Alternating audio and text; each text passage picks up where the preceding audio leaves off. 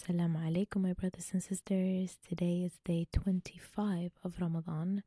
It is the last weekend that we have in this Ramadan. I hope that you're spending suhoors and iftars with your loved ones. I hope that you're spending more time than just suhoors and iftars with them. I pray that you're spending as much time as possible with them, that you're just at peace and happy, and that you feel loved and protected. Those are all things that I wish for everybody. I pray that Allah forgives us of all of our sins, both those that we're aware of that we're doing and the ones that we don't even notice or think about doing. I pray that Allah continues to guide us on the righteous path.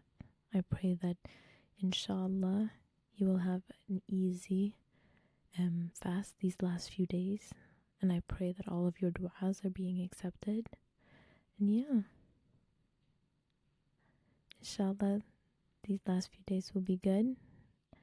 And then you will have an amazing Eid next week. Yeah. Salam alaikum.